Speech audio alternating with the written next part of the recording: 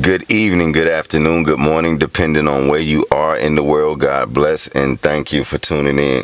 As I study the Word and I listen to certain doctrines being taught, I realize that everybody has their way of interpreting the Word. But what I want to do here is to make things unmistakably clear. When you embarked on this journey to follow Yeshua, you did not take a vow to live in poverty or to walk this earth without a home.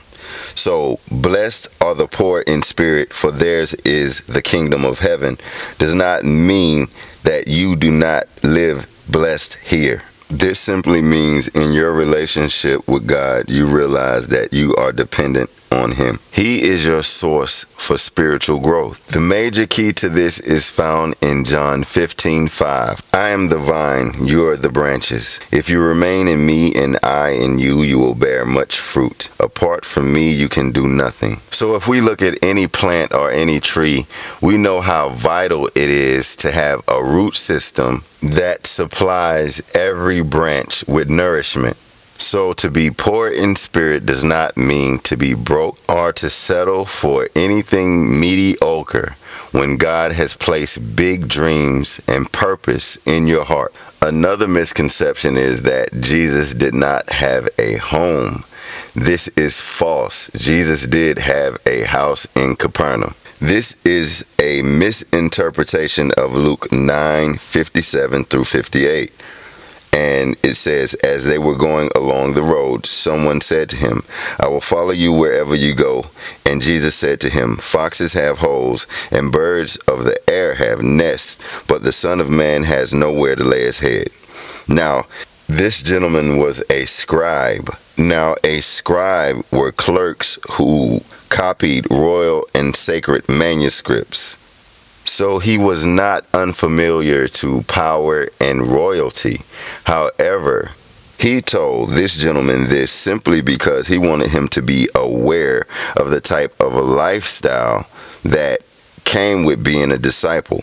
Look at it this way. We know that Yeshua himself is the living word of God. So as he walked the earth, the houses that he visited that welcomed him literally welcomed the presence of God. So you can't force that on anyone. Yeshua left his home in Capernaum to take the ministry throughout the world. You got to remember, this was before social media, telephones. How else would you spread the word? So the message was clear.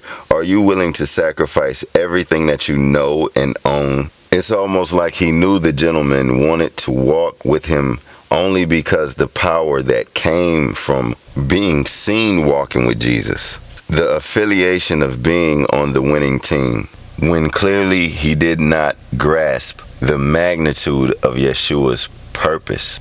Now the second major key is found in Mark chapter 2.